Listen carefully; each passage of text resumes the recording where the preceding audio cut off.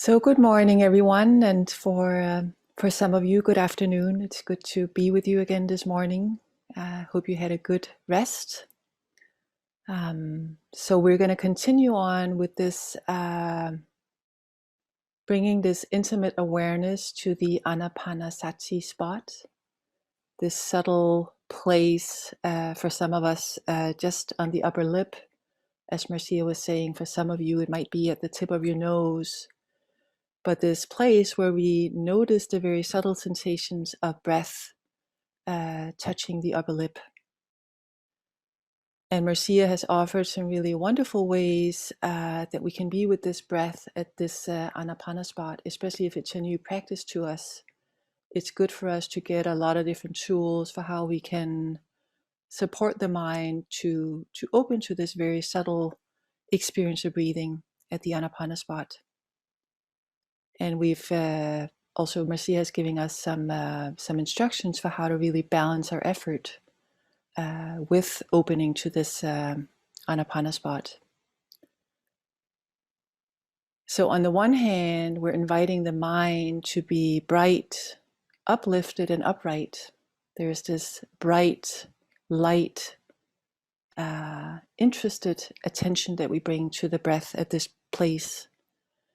But we're also inviting the mind to come into this practice with a lot of relaxation, a lot of receptivity, with a patient and very spacious quality. And Marcia was using the image of the string instrument, and I brought it up in my Dhamma talk yesterday as well. And it's actually an image that the Buddha used to describe this balancing effort that we're bringing to the practice. So to play a beautiful piece of music on a string instrument, and in our case, to have this sustained, bright, relaxed awareness with breath, the strings, they can't be too tight on the one hand, and they also cannot be too loose. So if they are too tight or too loose, we simply can't play a beautiful piece of music. So one way that our efforts sometimes get out of balance is that we over effort. And this is really when our effort is getting too tight. The strings are getting too tight. And again, thinking of this, when the strings are too tight on a string instrument, when let's say we stroke a guitar with a really tight string, either it may break, or the other scenario would be that it doesn't make a resonant sound. Right? So if you can imagine and think about stroking a string on a really tight string, it makes a sound, but it doesn't have the deep resonant sound. And thinking about this in terms of our breath practice, it's like we bring our attention to the breath, but because the attention is really tight, we can't rest with the more deeper resonant experience of the breath. And when we can't really rest with the deep resonant experience of the breath, then we might keep stroking the instrument again and again and again, because we don't feel we have anything that we can really pay attention to. So I don't know if that image makes sense to you, but for me, sometimes it can feel like the sensations are so subtle, and my mind really wants to connect with the sensations, and so I keep applying mindfulness again and again and again and again, and it actually creates more tension in the body, it creates more tension in the mind, and it doesn't allow this receptive opening to the felt sensation of breath. So this morning I wanted to offer some additional ways that we might relate to our breath that can support this easeful yet interested way. So these are things that are coming out of my personal practice when I work with Anapana practice. So some of it might be of use to you, and if it doesn't make sense to you, then feel free to just let it pass through your mind. So what can be really helpful is to set an intention to cultivate an overall sense of ease before we directly work on applying and sustaining the attention on the breath. So this applying and sustaining of attention is what's called vitakka and vichaya. So before we even start applying the attention and resting the attention on the breath, we may just take a little bit of time to check with ourselves, like, is there some level of ease in the mind before we do that? So on the first day, we did the body scan just to get a sense of, like, how is this body feeling? And by bringing this awareness to overall sense of body, there might be a sense of untangling, a sense of ease that can come out of that. And then from that more easeful place, it's much easier for us then to start tuning in the awareness to the more subtle sensations around the Anapana spot. So that's one thing that I found really helpful, is to just take that time, even if it's just a few minutes, to settle in, feel the overall body, and then gradually bring awareness to the area around the Anapana spot. Another thing that's been helpful for me is to experiment with bringing an attitude of generosity towards the breath practice. So again, it's counteracting this sense of wanting to get something from the practice, or wanting to accomplish something with the practice, or having a good sit, or being really mindful, or being really concentrated. When I bring a sense of generosity towards the breath practice, I think about it as a gift. I am actually giving my attention to this practice, and that shifts something inside of me, so that I'm coming into this much more receptive place of just like, okay, I'm just here, I'm just offering my attention, I'm just offering my attention again and again from moment to moment to moment as a gift. And this can invite a sense of a devotional quality into the breath practice. And for me, sometimes relating to the breath as sacred has been really helpful. So this breath actually is incredibly beautiful, right? Sometimes it can feel like there's not a lot to feel, and sometimes the mind gets bored with the subtle breath sensations. But if you think about it as really sacred, this is what keeps this body alive. And can we really honor that and feel the sacredness of breath? That again can invite the mind to just have a little bit more interest with the breath practice. And then allowing and inviting the mind to become really simple.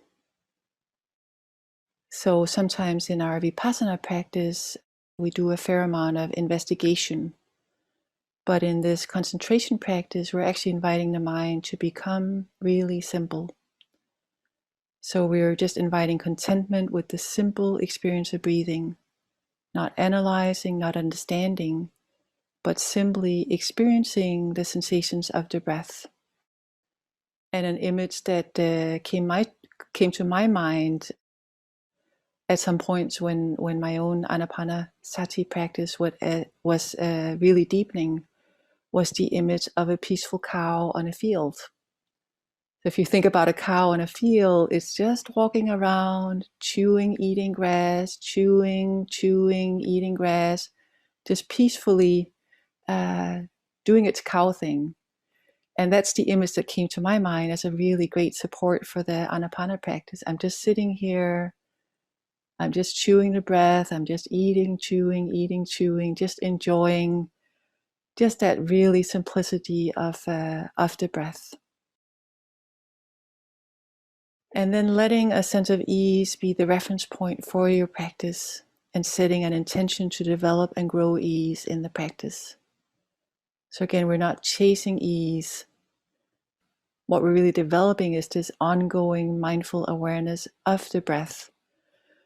But if the ease is lost, then often the practice is lost. I don't know if you've noticed this, but again, if we get really tight, it's really hard with a really tight mind to be staying for any sustained period of time with the very subtle sensations of the breath.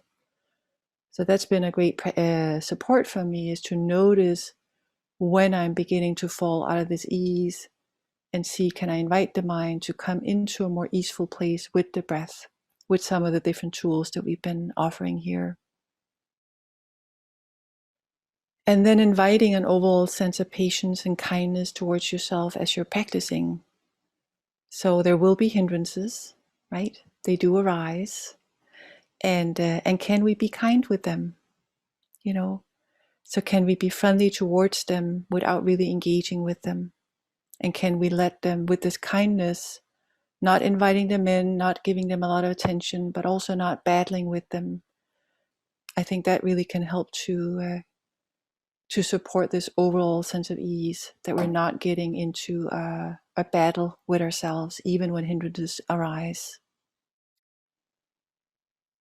And then bringing a continuity of mindfulness of breath to breath sensations throughout the day can be really helpful. We already gave some of these instructions, but seeing if you can really take it up as a practice, right? So when you get up from your cushion, there's a tendency to just kind of, the mind goes to somewhere else.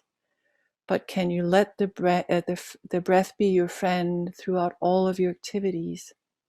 So before you get up from your cushion, can you just say, okay, can I invite the breath to come with me through the day and through all my activities? And that way we can keep coming back to the breath as a resting point, whether we're eating, whether we're walking, whether we're going from one place to the next, but to keep having it as this place that we come back to.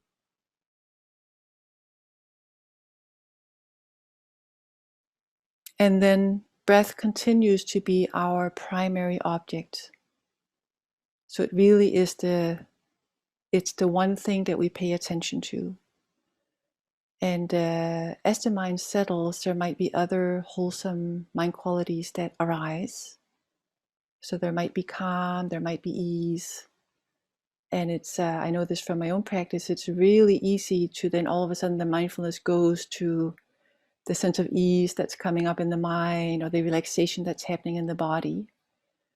And those things are great supports for samadhi to deepen, but they're not the primary object of samadhi. So they are side effects arising out of the unification of mind.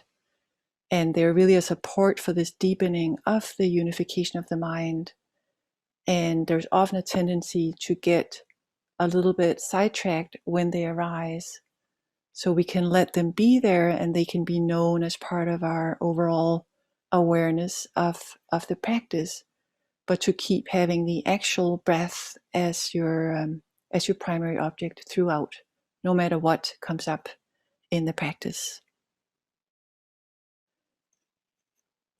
So an image that's been an inspiration for me in developing this bright but easeful relationship with breath has been the image of a wild bird and my hand. I think I've shared this with some of you.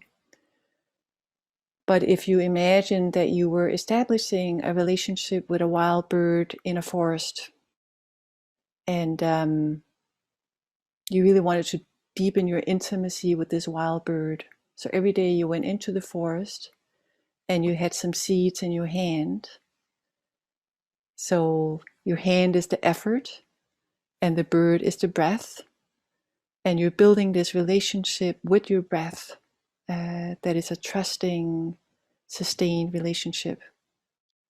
So when the bird starts taking interest and it comes and it lands on the hand, if we grab the bird, like we sometimes grab the breath, there's a great chance that this bird is not going to come back, or it's going to be a long time before it comes back and starts eating from the hand again. So can we let our awareness of our breath be this open hand that's very patient, not grabbing the breath, but just waiting patiently with this honoring, kind, patient attitude, just building this slow relationship, this intimate relationship with our breath.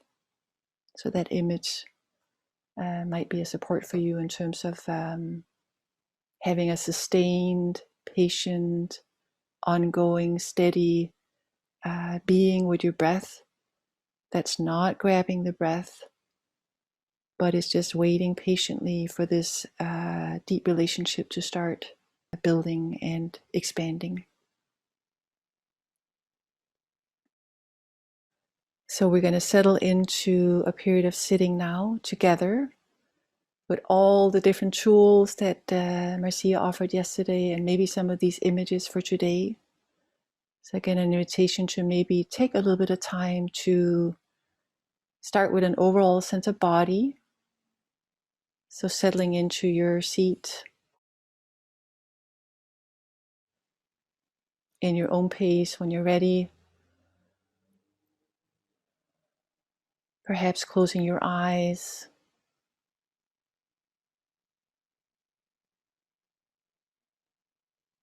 Opening awareness to the whole body in this moment. From top till toe, including all parts of the body in your awareness.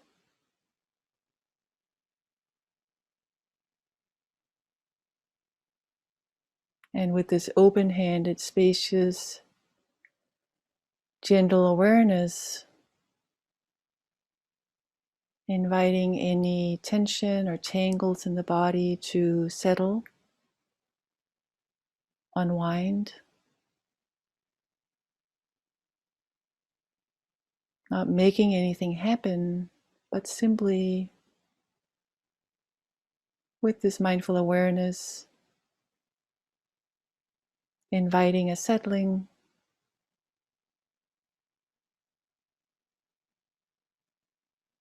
inviting an untangling,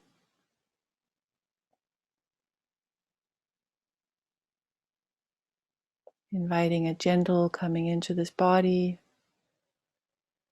right here, right now, in this moment, on this cushion, on this seat.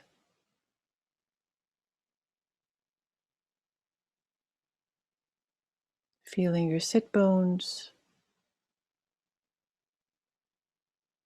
perhaps the weight of the body,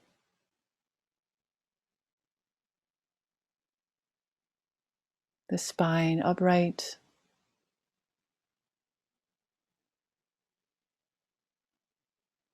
your head balancing on top of your spine, inviting this embodied posture of being upright yet easeful.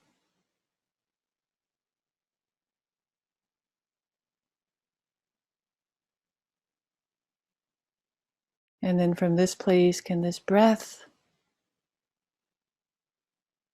simply flow in and out of the body,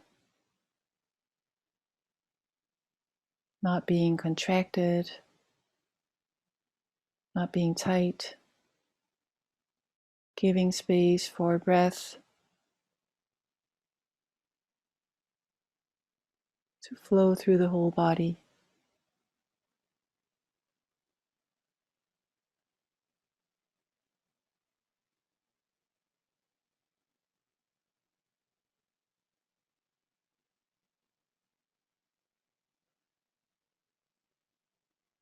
And can you offer your attention to the body and the breath as a gift, releasing any need to get anything from this practice,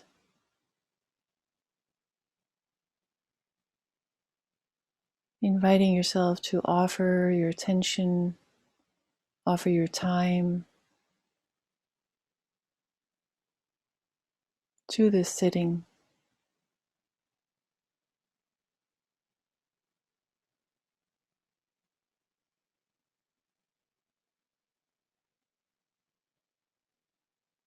Patiently, steadily, building a connection with this sacred breath.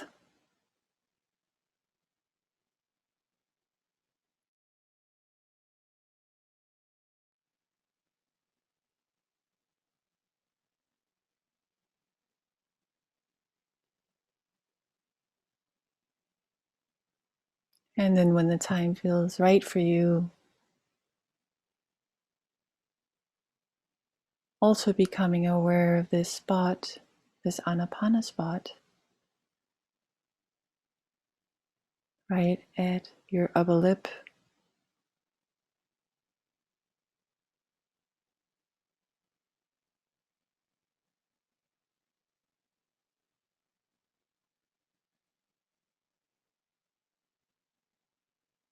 Continuing to let the awareness be receptive.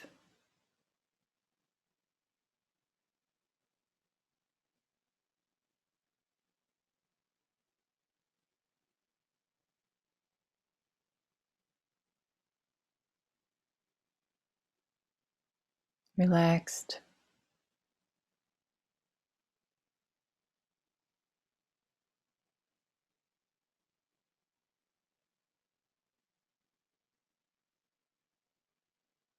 Receiving the breath sensations, in breaths and out breaths.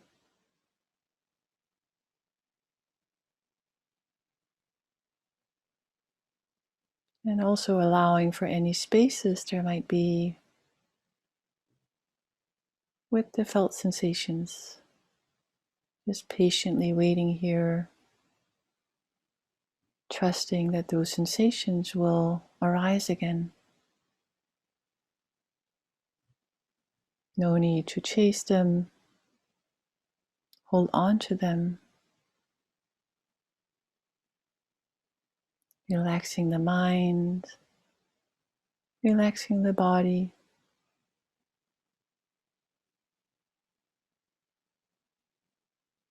Offering your time, offering your attention as a gift.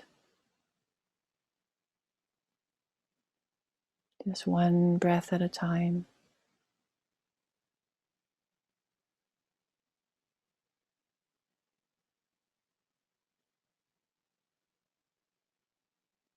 And now we'll move into silence, practicing on your own.